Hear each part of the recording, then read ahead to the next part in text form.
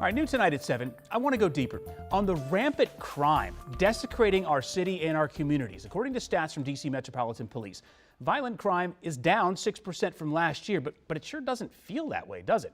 Homicides up 25%. 45 people have been murdered in the first 2.5 months of the year. Sex abuse up 131%. Car theft up 108%.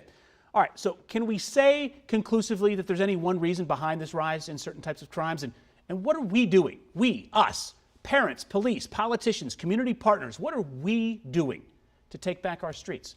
Let's get into it with Reverend Shane Harris tonight. He's the president and founder of the People's Association of Justice Advocates, a civil rights organization. So, Reverend Harris, you were on Dr. Phil's show today at 4 o'clock, the show titled How Safe Are Our Streets? It was a fascinating discussion. I want to start with you here, though.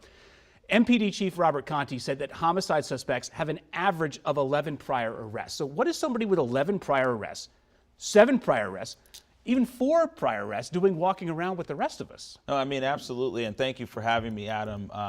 This was Dr. Phil's last season, so to have made the cut, I feel very honored. And one of the things that we talked about was offenders being let out over and over and over again, even after showing that they've been violent over and over again, and not enough sort of ensuring that they are held accountable and that they stay locked down long enough to understand that what they're doing is wrong.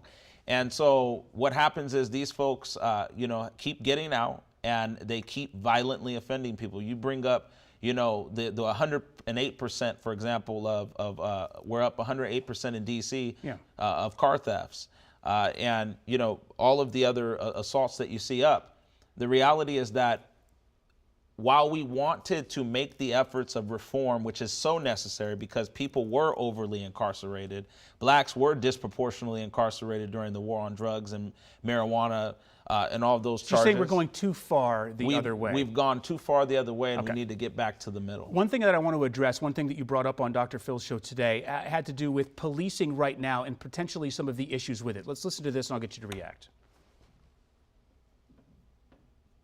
So there's a balance that we need to strike in the middle of this. And we have police officers who are scared to do policing because of the rhetoric that went forth, but also they're afraid of district attorneys who will hold them accountable if they fail under the law. So police officers afraid to police. Go in depth with me on that. Well, in 2020, when George Floyd was wrongfully killed in Minneapolis, and I was there with the family, stood with many of the leaders in Minneapolis, there was this major call nationally for defunding the police. I was not behind that call. I was not supportive of defunding the police.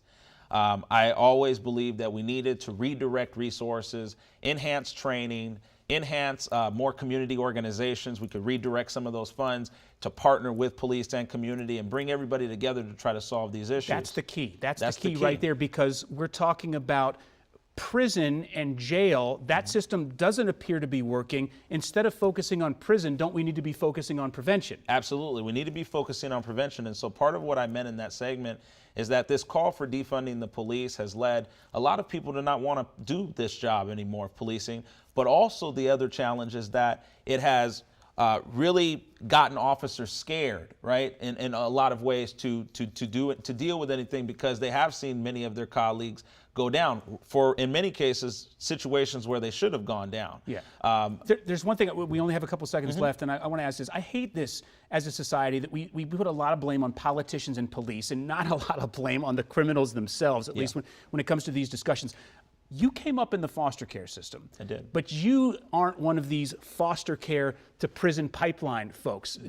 So what's the difference between you and how you came up and between somebody else? Well, I'm an exception to the rule, and it should not be that way. 13 years in the foster care system in California, over 8 different placements, group homes and foster homes, lost both of my parents, ran the streets and dealt with the gangs and drugs and all of the things you can think of.